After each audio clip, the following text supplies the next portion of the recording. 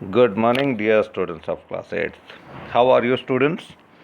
I hope you all are well and taking care of your health and of your studies as well. I welcome you all in today's class of computers, and today we are going to start the second chapter of your syllabus of your book, that is log on to access.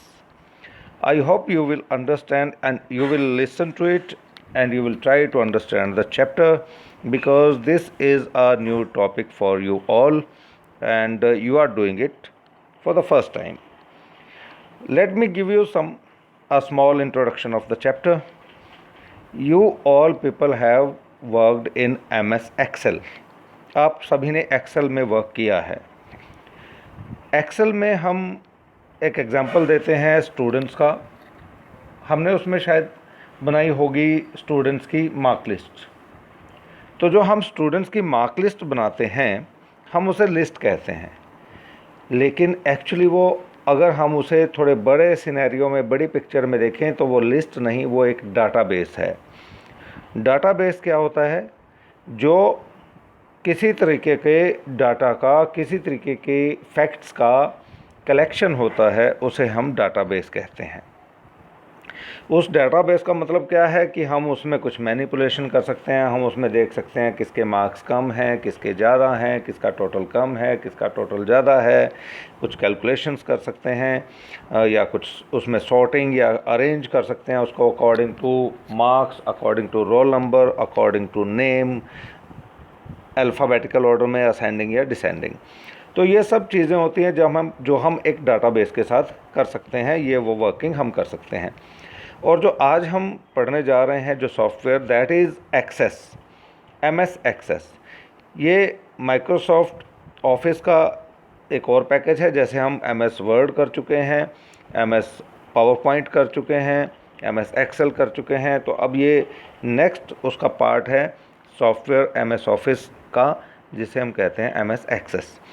इसमें database ही manage किए जाते हैं, database बनाए जाते हैं, database को arrange किया जाता है, उनको स्टडी किया जाता है और उन पर हम और फंक्शनिंग कर सकते हैं जो भी हम चाहते हैं. MS एक्सेल में कुछ लिमिटेशंस होती हैं और कुछ ऐसी और बेनिफिट्स हैं जो हमें MS एक्सेल में नहीं मिलते, लेकिन हम उसको MS एक्सेस में यूटिलाइज उनको यूज़ कर सकते हैं. मैं पढ़ रहा हूँ चैप्टर आपके लिए. Please listen to it carefully.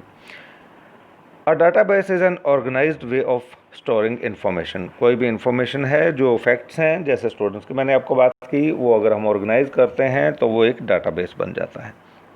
It helps us to manage and access large amount of information quickly and efficiently.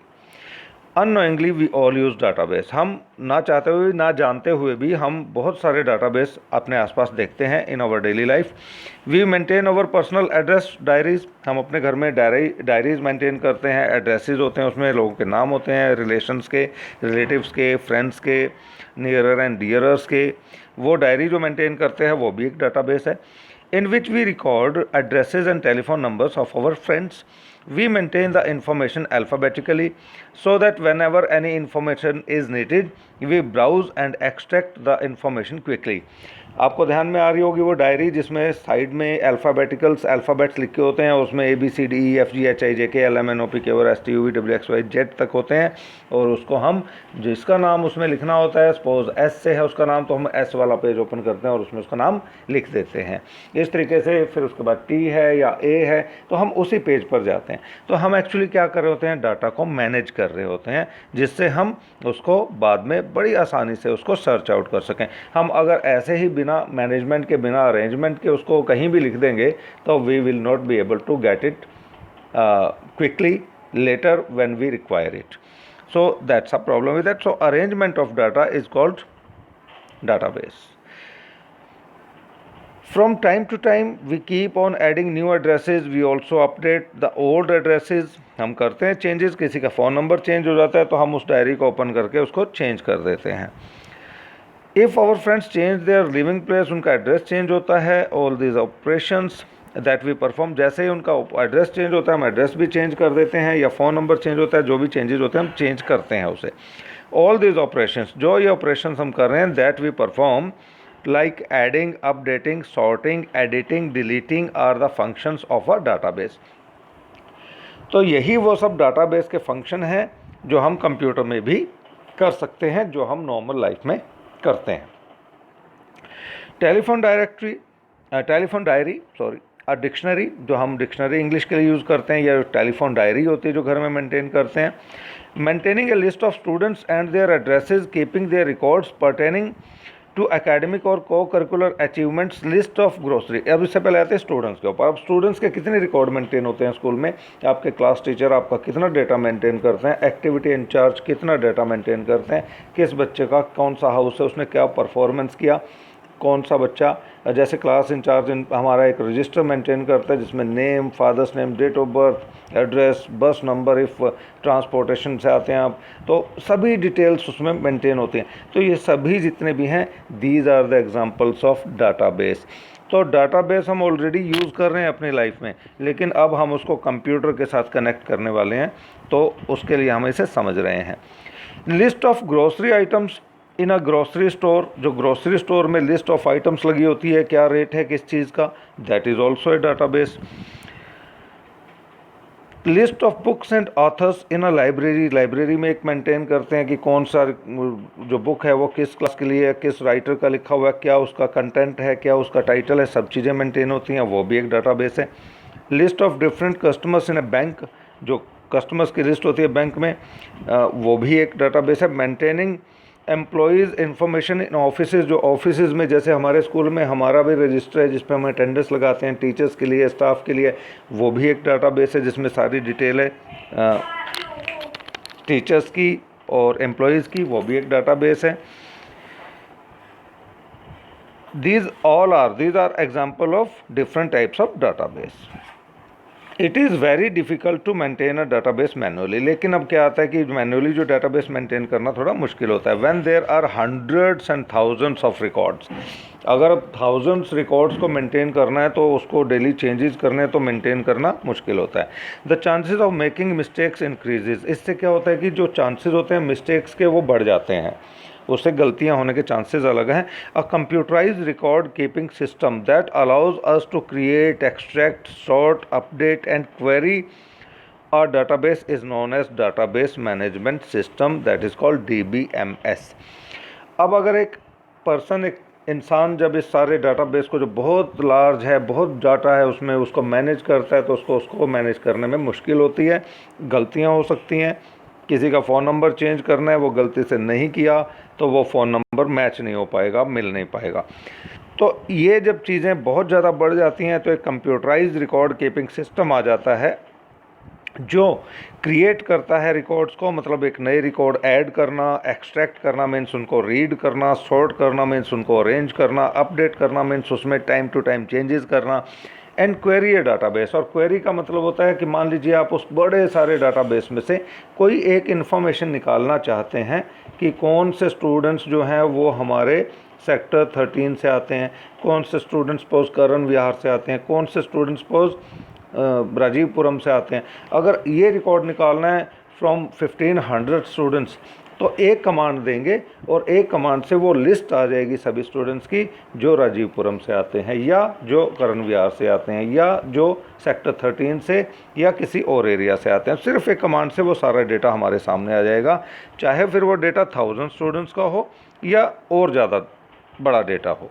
तो दीज आर द बेनिफिट्स। अब ये जो सॉफ्टवेयर है जो ये काम करता है उसे कहते हैं डाटाबेस मैनेजमेंट सिस्टम। अब ये डाटाबेस मैनेजमेंट सिस्टम जो है DBMS, this is the main thing. और जो हम MS एक्सेस पढ़ने वाले हैं वो MS access is a kind of DBMS। वो एक तरह का डाटाबेस मैनेजमेंट सिस्टम है, वो सॉफ्टवेयर है। डाटाबेस मैनेजमेंट सिस्टम सॉफ्टवेयर और भी हैं, तो हम जो स्टडी करने वाले हैं वो है MS access. It saves over time. अब इसका बेनिफिट क्या है? It saves over time and energy, there are minimal chances of committing errors के चांसेस कम हो जाते हैं, and even data handling becomes very fast and efficient. जो डाटा एक्सेस है उसको चेंज करना, उसको पढ़ना, उसको स्टडी करना, उसमें मैनिपुलेशन करना, जो भी हम उसमें वर्क करना चाहते हैं वो बिल्कुल सही तरीके से हो पाता है और जल्दी हो पाता है। इसके बाद आते हैं व्हाट मेक्स अ डाटाबेस। अब ये डाटाबेस जो हम पढ़ रहे थे कि हमने कई तरीके के डाटाबेस के नाम पढ़े, नेम पढ़े कि ये डायरी भी हो सकती है, वो हमारी जो हमारी डिक्शनरी भी हो सकती है जो हम इंग्लिश के लिए यूज़ करते हैं, अब किसी और लैंग्वेज के लिए वो कुछ भी ऐसा रेट लिस्ट भी हो सकता है। तो ये डाटाबेस हम अगर अपनी स्टडी के लिए बनाना चाहते हो तो हम क्या समझ सकते हैं कि इसको ईजी तरीके से, तो हम इसको लेके आते हैं स्टूडेंट्स के ऊपर कि जो स्टूडेंट्स का अगर हम एक डाटाबेस बनाएं तो हमें समझ में भी जल्दी आएगा, because we are students and teachers, तो हमें समझाना और समझना आसान हो जाता है। The structure of a database is made up of fields, records and files. अब सबसे पहले तो आप समझ लीजिए फाइल्स क्या होती हैं कि एक जिसका नाम दिया जाता है और उस फाइल के अंदर डेटा होता है। जैसे हम एक्सेल में पढ़ रहे थे कि एक्सेल में हमने फाइल बना दी मार्क लिस्ट, और मार्क लिस्ट फाइल के अंदर हमारा वो स्टूडेंट्स का सारा डाटा है जिसमें हमने मार्क लिस्ट का रिकॉर्ड्स रखे हुए हैं हर स्टूडेंट्स के। उसके बाद आ जाता है फील्ड्स और रिकॉर्ड्स। अब फील्ड्स किसे कहते हैं, अगर आपको याद होगा हम एक्सेल पढ़ रहे थे तो उसमें हम इसे जो कहते थे, जैसे ए बी सी ऊपर लिखा होता था, इनको हम कहते थे columns. This is A column, this is B column, this is C D E, इस तरीके से हम पढ़ते थे।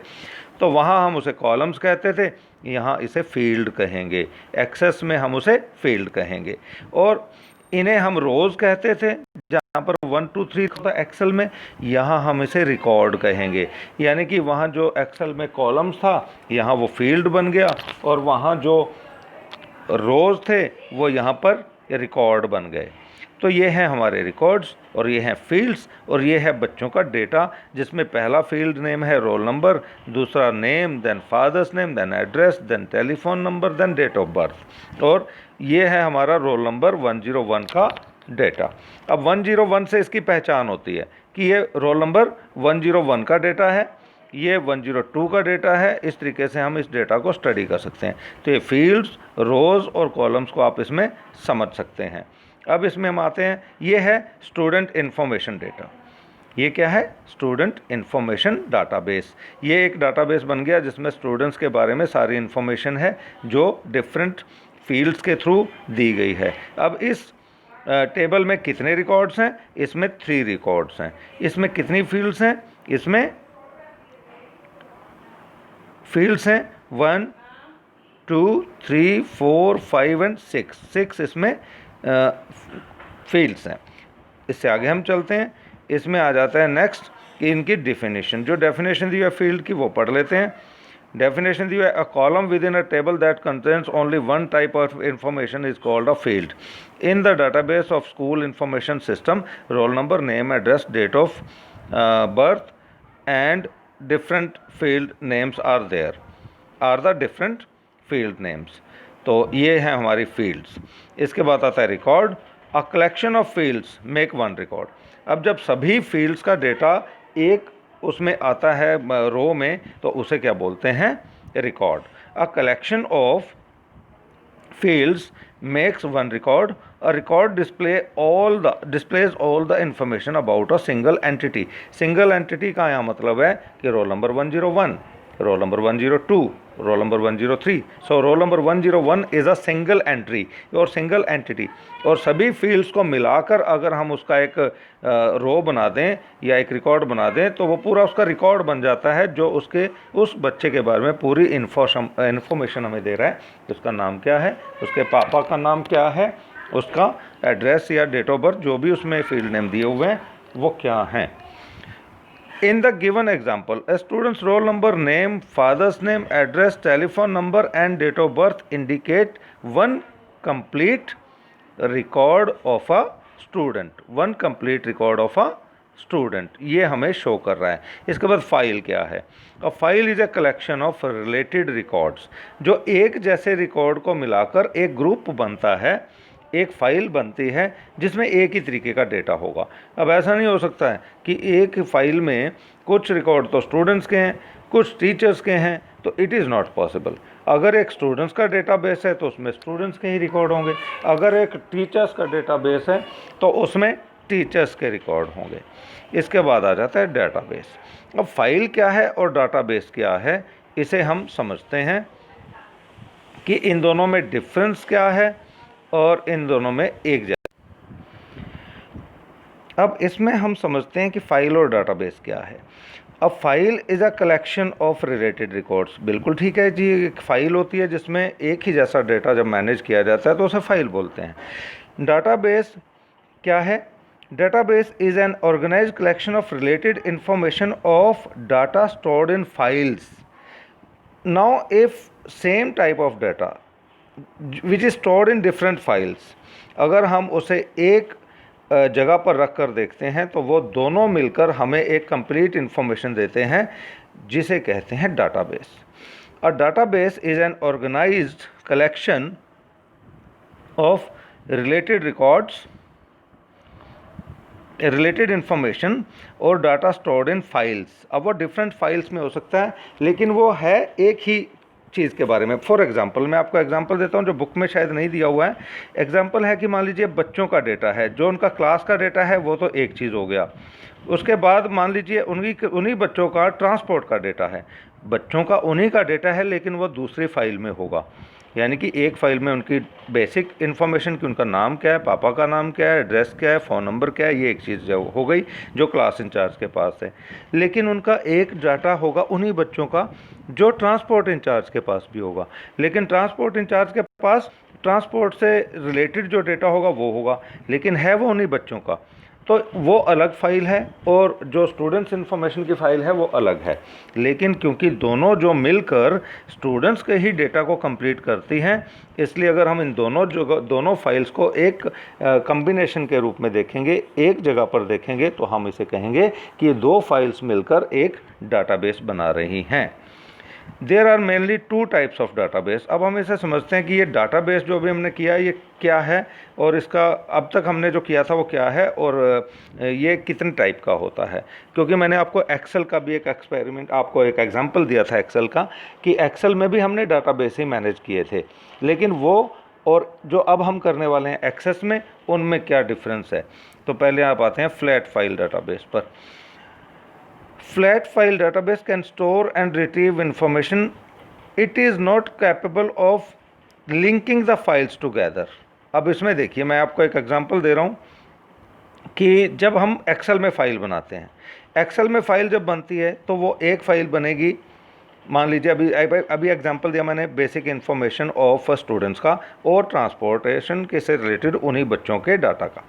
अब अगर एक्सेल में हम फाइल बनाते हैं तो एक फ़ाइल बनेगी स्टूडेंट्स इन्फॉर्मेशन की, दूसरी बनेगी ट्रांसपोर्टेशन डिटेल की, उन्हीं बच्चों की। लेकिन हम उस डाटा जो फ्लैट फाइल डाटाबेस है वो एक्सेल में बनता है तो उसे हम आपस में लिंक नहीं कर सकते। दोनों फाइलों को, दोनों फाइल्स को लिंक करके कोई इन्फॉर्मेशन नहीं ले सकते। हमें दोनों को अलग अलग पढ़ना पड़ेगा, इन्फॉर्मेशन अपने आप निकालनी पड़ेगी, तो वहाँ ये थोड़ी प्रॉब्लम है।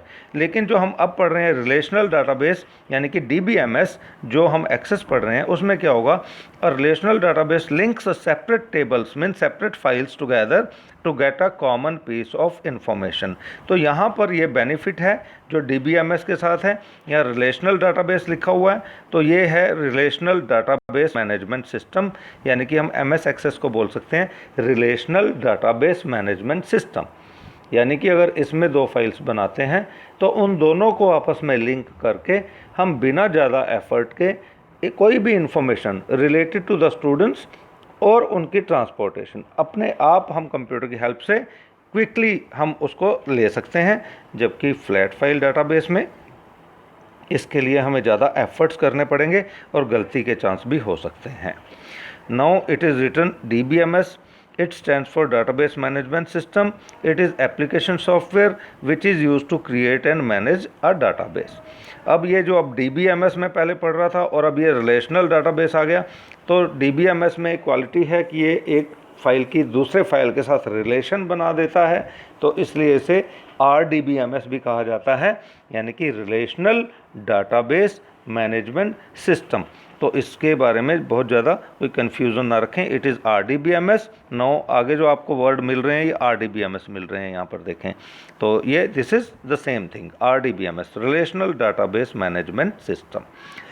माइक्रोसॉफ्ट एक्सेस, अब ये क्या है Microsoft Access? Microsoft Access is the most popular and powerful RDBMS relational database management system which comes as an integral part of the MS Office suite. Of application. जो MS office suit है, जो MS office family है, उसका एक integral, उसका एक अभिन्न part है, उसका एक पार्ट है जो हमें डाटाबेस मैनेजमेंट की तरफ लेके जाता है। It is use to organise and manipulate data. It organise data in the form of tables. अब यहाँ चीज़ें थोड़ी थोड़ी अलग होती जाएंगी। अभी हम पढ़ चुके थे पहले कि फाइल्स बनती हैं, फाइल्स का कलेक्शन होता है, वो डाटाबेस होता है। अब यहाँ पर थोड़ा सा चेंज आने वाला है कि आप कहेंगे टेबल्स क्या है। जो अभी हम बात कर रहे हैं कि दो फाइल्स बनेगी, दो फाइल्स बनती हैं, वो दोनों कलेक्शन में से जो कलेक्ट होती हैं दोनों एक जगह होती हैं, तो वो डाटाबेस बनता है। तो आप अब यहाँ सॉरी, अब आप यहाँ समझ लीजिए कि जो अब तक हम फाइल्स बोल रहे थे, MS एक्सेस में वो टेबल्स कहे जाते हैं। जैसे हमने दो टेबल्स बनाए, अब मैं इसको वर्ड को चेंज कर रहा हूँ। हमने दो टेबल बनाए।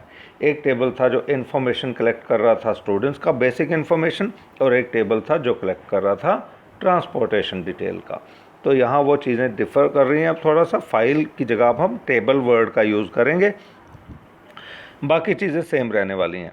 It provides the facility to create database, enables to prevent duplicity of data. मतलब एक डाटा जैसा दूसरा डेटा नहीं होगा, यानी कि एक ही स्टूडेंट का डाटा रिपीट नहीं होगा, उसका डेटा रिपीट नहीं होगा, क्योंकि वो रोल नंबर्स के पहचाना जाएगा या एडमिशन नंबर से। वो हम आगे देखेंगे। Another important feature of MS Access means Access is that you can add, update, delete, view and establish relationship by using forms. ये आगे आने वाली चीज़ें हैं। Find and retrieve data is in a desired way by using queries. तो ये queries हम इस पे कर सकते हैं, फॉर्म्स बना सकते हैं, प्रिंट कर सकते हैं स्पेसिफिक डाटा को, और उनकी रिपोर्ट्स जनरेट कर सकते हैं। बहुत कुछ है इसमें जो हम सीखेंगे। सम अदर पॉपुलर RDBMS और एग्जांपल हैं जिसके साइबेस, ओरेकल, SQL, जिसको स्ट्रक्चर क्वेरी लैंग्वेज भी कहा जाता है, लेकिन उसमें अभी हम नहीं जा रहे हैं। It is here only. यहाँ दो एग्जाम्पल दिए हैं। Let us understand the concept of relationship with the help of an example. अभी हमने जब आपको बताया कि यहाँ पर एक डाटा है जो स्टूडेंट इन्फॉर्मेशन लिए हुए है, और उन्हीं का एक डाटा है जिसमें मार्क्स हैं। अब मैं इसमें नहीं जा रहा हूँ डिटेल में, क्यों पढ़ नहीं रहा हूँ, मैं आपको सीधा एग्जांपल दे रहा हूँ, बिकॉज ये कंफ्यूजिंग नहीं होगा बच्चों, तो आपको सीधा सा समझ में आ जाएगा। अब आप यहाँ समझें, ये किस स्टूडेंट का डाटा है जिसका रोल नंबर 101 है, ये 102 और 103, कबीर, मानस और रिदिमा, ये उनका कंप्लीट डेटा दिया हुआ है जो डिफरेंट फील्ड्स में दिया हुआ है। इसको समझना कोई मुश्किल नहीं है। Don't be that much means confuse कि हम नई चीज़ सीख रहे हैं, वही पुरानी चीज़ है। ये एक्सेल की फाइल समझ लीजिए आप इसे अभी, ये एक्सेल में जैसे हमने क्रिएट किया है, रोल नंबर 101 का, 102 का और 103 का डेटा है। यहाँ देखेंगे तो यहाँ पर भी फर्स्ट जो फील्ड है वो भी रोल नंबर 1 है, और 101, 102, 103 है उनके रोल नंबर। अब इन दोनों टेबल्स में, अब मैं टेबल्स बोलूँगा इनको, इन दोनों टेबल्स में रिलेशन क्या है, संबंध क्या है? संबंध ये है कि ये भी 101, 102 और 103 नंबर जो रोल नंबर स्टूडेंट्स का डेटा है, और ये भी 101, 102, 103 का। लेकिन अगर आप नोटिस करेंगे तो यहाँ पर बच्चे का नाम नहीं दिया गया है। अब बच्चे का नाम नहीं है तो हम इन दोनों टेबल्स को कैसे एक दूसरे से लिंक करेंगे, कैसे पहचानेंगे कि कौन से मार्क्स किस बच्चे के हैं? तो हम क्या करेंगे, यहाँ से हम उस बच्चे का रोल नंबर और नाम पढ़ लेंगे। यहाँ रोल नंबर है और नेम है उसका कबीर, 101 का कबीर। अब यहाँ आते हैं तो हम देख लेंगे कि 101 का 89% है, यानी कि कबीर का 89% है और ग्रेड A है। इसी तरीके से 102 का, इसी तरीके से 103 का। तो यहाँ पर जो दोनों टेबल्स में लिंक बनता है वो लिंक है रोल नंबर। तो ये ध्यान रखेंगे हम कि जो हमारे पास डेटाबेस यहाँ बनते हैं, अब क्योंकि ये एक अलग टेबल बनेगा और ये अलग टेबल बनेगा जो मार्क्स कंटेन करेगा, तो इन दोनों को पहचाना कैसे जाएगा कौन से मार्क्स किसके हैं? On the basis of roll number. तो roll number will always be the first field in the tables whenever we will be creating any table of the school students। तो यही यहाँ पर बताया गया है कि ये रिलेशन का मतलब क्या है, लिंक का मतलब क्या है। तो अभी आप इतना ही समझ लेंगे तो ये आपके लिए काफ़ी होगा। तो ये कुछ चीज़ें हैं जो हम यहाँ पर समझ सकते हैं। और अभी मैं आपको एक पार्ट और इसमें बताना चाह रहा हूँ कि हम इतना क्यों कर रहे हैं। फीचर्स ऑफ माइक्रोसॉफ्ट एक्सेस, कि माइक्रोसॉफ्ट एक्सेस के बेनिफिट क्या हैं, हम एक्सेल में फ़ाइल बनाने के बजाय इसमें क्यों बना रहे हैं। तो ये हमें फीचर्स यहाँ पता लग जाएंगे, हम इसे जल्दी पढ़ लेते हैं। Access provides the facility to break large information into small parts. अभी आपने देख लिया कि हमने 2 टेबल्स बना दिए छोटे छोटे अलग अलग। अगर यही चीज़ें हम उसी एक टेबल में रखते कि उस बच्चे के मार्क्स कितने हैं, जैसे मैंने आपको पहले कहा कि ट्रांसपोर्टेशन वाला, तो वो सारा डिटेल मिलाते तो वो कितनी बड़ी फाइल बन जाती, कितने बड़े कॉलम बन जाते, कॉलम्स कितने बढ़ जाते, फील्ड्स कितनी ज़्यादा हो जाती, बस का नंबर आ जाता, बस का ड्राइवर का नाम आ जाता, बस का डिटेल आ जाता, फिर वो कितना बड़ा टेबल बन जाता। तो पार्ट में, छोटे पार्ट्स में डिस्ट्रीब्यूट हो जाता है। डाटा रिडंडेंसी, इसमें एक सबसे बड़ी क्वालिटी है कि डाटा डुप्लीकेशन नहीं होता, क्योंकि जिसका रोल नंबर 101 है वही बच्चे का नाम या उस बच्चे का रोल नंबर दोबारा इस टेबल में नहीं आएगा, उसे आने से रोकेगा हमारा DBMS। तो किसी भी रोल नंबर का रिपीटिशन नहीं होगा, जिसे हम कहते हैं डुप्लीकेशन ऑफ डाटा, वो नहीं होगा। It increases the efficiency, speed and flexibility in searching and accessing information। तो ये तो सीधी सी बात है कि क्योंकि हम कंप्यूटर पर वर्क कर रहे हैं तो हमारी ये गलतियाँ नहीं होंगी और स्पीड से काम होगा, फ्लेक्सिबिलिटी रहेगी काम करने में, हम डिफरेंट तरीके से काम कर सकते हैं। Access facilitate sharing of data, इसमें शेयरिंग ऑफ डाटा बड़ा इजी हो जाता है। Different users can use the same database to extract data according to their needs. अब मान लीजिए ये डाटा बना हुआ है, एक टेबल बना हुआ है, उसी को प्रिंसिपल सर पढ़ रहे हैं, उसी को एक्टिविटी इंचार्ज पढ़ रहे हैं, उसी को क्लास इंचार्ज पढ़ रहे हैं, उसी को हमारे क्रेडिकर डिपार्टमेंट से रिलेटेड लोग भी सर्च कर रहे हैं उसमें कुछ, तो एक जगह डाटा मेंटेन करते हैं लेकिन उसे यूज़ सभी कर सकते हैं। Access provides data security features and maintains integrity which is useful to make our data more consistent and reliable।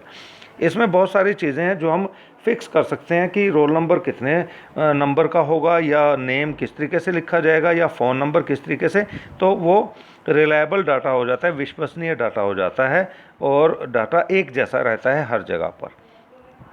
Access provides the facility to create data forms. अब इसमें डाटा फॉर्म्स बन जाते हैं, जैसे आप पढ़ते हैं फॉर्म भरते हैं, फॉर्म ये वही फॉर्म है जो भरते हैं और उसमें कॉलम वो बने होते हैं कॉलम्स, और जैसे उसमें डाटा फिल किया जाता है तो ये फैसिलिटी यहाँ भी है और वो डाटा वहाँ फिल होने के बाद हमारे टेबल में आ जाता है। तो ये भी एक फैसिलिटी है।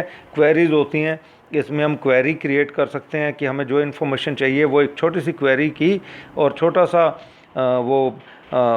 एक कमांड दी और हमारी ज़रूरत का डाटा, जो हमारा क्वेश्चन होता है, जो जिस टाइप का डाटा चाहिए होता है वो हमें मिल जाता है। रिपोर्ट्स होते हैं जो उस टेबल के ऊपर, जैसे उस टेबल को हम प्रिंट करके देना चाहते हैं उसे कहते हैं रिपोर्ट, तो वो रिपोर्ट भी बड़ी आसानी से जनरेट हो जाती हैं।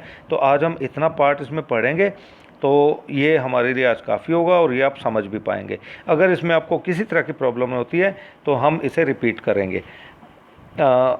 You can ask me any problem is there, or you can send me message or you can call me also। So इस आपने कंफ्यूज नहीं होना है, चैप्टर नया है, टॉपिक नया है, we will do it again and again, we will repeat if it is required and we will understand it clearly। इसमें मैं एक चीज़ छोड़ दिया, इसमें Access provides the facility to create data form so that the user can enter required information in the respective fields. It also reduces data entry errors, तो errors नहीं होते हैं। तो ये 5 इसमें से जो आपको ठीक लगते हैं, जो समझ में आ जाते हैं, 4-5 पॉइंट याद रखिए। Whenever I will be there again with you, I may ask you questions, please understand it, try to understand it, and it will be very easy for you if you will listen to the videos attentively and carefully। So thank you very much students। Today we will do this only and we will meet again tomorrow to continue or repeat the chapter। Thank you very much, take care of yourself।